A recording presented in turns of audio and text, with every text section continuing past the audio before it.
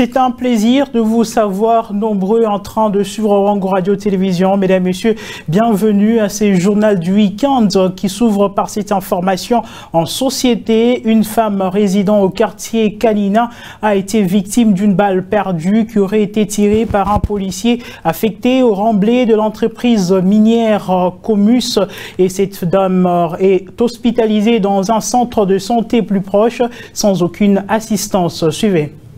Kazadi Mujinga Élysée, une quarantaine révolue qui restait dehors jusqu'à 19 h ensemble avec ses enfants à l'attente de son mari qui traînait encore à l'atelier. Du coup, une balle touche le mur de sa maison, ensuite l'atteint au niveau du crâne. Contacté Claude Kazadi, le mari de la victime, nous donne sa version de fait. À peine que je suis arrivé à l'atelier, l'enfant m'a suivi, disant que la balle qui venait d'être tirée dans l'entreprise Comis a touché sa maman au niveau de la tête. Nous sommes allés vite à la maison. Nous avons trouvé sa maman en train de saigner. C'est comme ça que nous l'avons acheminée d'urgence à l'hôpital. Malgré le premier soin administré, Kazadi Mujinga se sont toujours mal à l'aise. J'ai directement informé à ma hiérarchie de la balle perdue tirée de l'entreprise Comus et qui a atteint cette femme en pleine tête. Saisi de la situation, le chef de cellule et du quartier se sont bouleversés par cette nouvelle. Le rapport, je l'ai déjà fait à toutes les autorités compétentes et même aux responsables de l'entreprise Comus. Mais jusque-là, il n'y a pas encore de suite.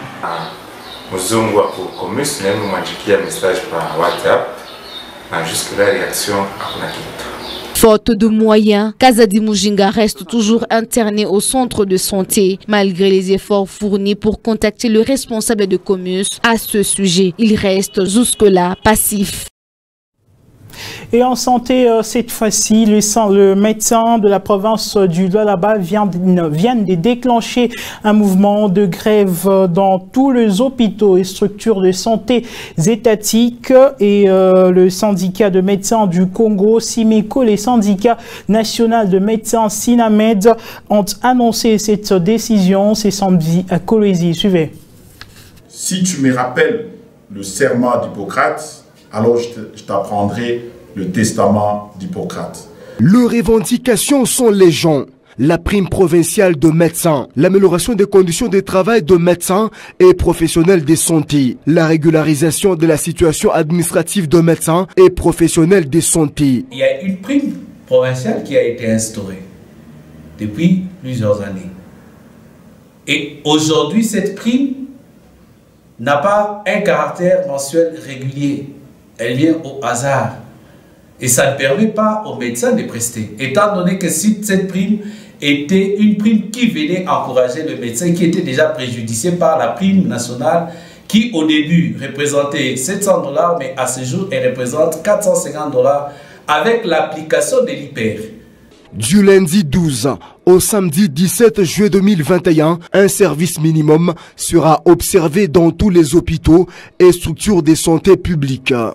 Et les activités suivantes seront exécutées. C'est notamment la libération, la sortie précoce de malades hospitalisés, la gestion accélérée des cas des opérés qui sont en post-partum immédiat, l'annulation des actes électifs de programmation des interventions chirurgicales, la suspension des consultations externes, la prise en charge des urgences extrêmes pendant ces services minimaux. À l'exception des banques du sang qui resteront opérationnelles jusqu'à la levée de grève, cette mesure concerne tous les médecins, notamment ceux du gouvernement provincial, le médecin de cabinet politique du gouverneur, ceux du ministre de la Santé, ainsi que tous les cadres de la direction provinciale de la santé dans la province du Lualaba. Toujours santé, les crèmes hydratantes, la glycérine et l'huile de palme sont recommandées pour l'entretien de la peau pendant la saison sèche, ce qui protège la couche lipidique de notre épiderme contre le dessèchement et l'irritation de la peau. Suivez. La peau humaine est vulnérable au froid sec du Lualaba. L'usage de la crème hydratante, de la glycérine est indispensable. La peau permet de protéger l'organisme contre les agresseurs qui sont à l'extérieur. On peut avoir le froid, il y a les micro-organismes. Quand il fait froid, ces pores-là se ferment. Ces pores permettent à ce que la peau puisse assurer un équilibre thermique entre l'intérieur et l'extérieur. Et alors, quand il fait très froid, il y a fermeture de ces pores, il y a ce qu'on appelle une vasoconstriction. Les vaisseaux qui se trouvent au niveau des pores sont réduits, ça se constrit. À cela s'ajoute l'huile de palme, un produit naturel riche en vitamine A, nutritif pour la peau. Je recommande d'ajouter à sa lotion de la glycérine. La glycérine favorise une bonne élasticité cutanée. Bon, il y a d'autres lotions qui sont déjà riches en glycérine, qui favorisent cette élasticité cutanée. Si on n'en a pas, on ajoute de la glycérine et même de la pommade vaseline. Ceux qui n'ont pas de pommade vaseline peuvent utiliser même de l'huile de palme. La peau humaine sans entretien est exposée aux irritations. L'apport sanguin n'est plus suffisant au niveau de la peau. D'où, quand il n'y a pas apport sanguin, il n'y a pas une bonne perfusion de la peau, une bonne réhydratation de la peau, ce qui fait que la peau devient sèche et elle commence à se... Il y a des petites égratignures ou même des petites blessures qui se font. La peau, à l'instar des autres parties du corps humain, a besoin d'une protection vitale. Et le vice-gouverneur de la province du Lualaba, Fifi Masuka, a initié la construction de nouveaux pavillons à la prison centrale des Dilala, située dans la banlieue de Kolwezi. Une action hautement saluée par les pensionnaires. Bien avant cela, Fifi Masuka a doté à cette prison des lits et matelas. Suivez. Les prisons de la province du Lualaba ne doivent pas être des mouroirs, mais plutôt des centres de rééducation. Cette parole du gouverneur intérimaire se matérialise jour après jour. Suspendu depuis un certain temps, les travaux de réhabilitation de la prison de Dilala ont repris et ont atteint une vitesse de croisière. 2 pavillons sont érigés à côté de l'ancienne prison. Ceci pour résoudre le problème de surpeuplement. Les installations sanitaires, un terrain de volleyball et basketball sont également en pleine construction sur ce lieu carcéral. La remise de ces bâtisses aux usagers se fera dans les tout prochains jours, rassure l'entrepreneur qui exécute les travaux. C'est presque déjà à la fin. Parce que comme on a des travaux, il faut accélérer. Les travaux sont presque à la fin. Il nous reste juste 2 mois pour tout terminer. Nous avons construit ces bâtiments il y a de cela 6 mois. Il fallait juste ériger la clôture pour que ces 2 locaux, déjà prêts, soient occupés par les prisonniers.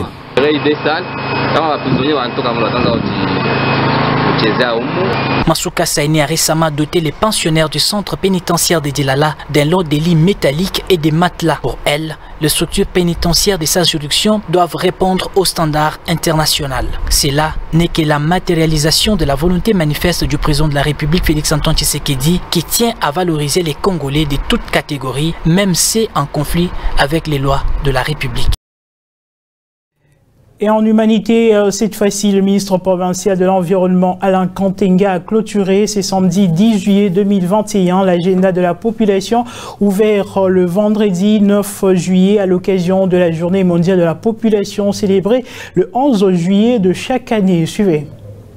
Deuxième et dernier jour de l'agenda de la population. 3 thèmes ont été abordés. Le premier exposé par le docteur Jean Delapé Mbango, axé sur la politique de gestion de la Covid-19 par les autorités provinciales. Le deuxième par le ministre provincial de l'Environnement Alain Kantenga sur la conservation de la nature. Et le troisième par les directeurs de cabinet du commissariat du genre Jean-Serge Lomo sur les enjeux et défis à relever à l'égard de la situation sociale des populations vivant dans les zones minières. Bien avant d'éteindre le lampion des activités relatives à la célébration de la journée mondiale de la population, Alain Kantenga a rappelé la quintessence de ces assises.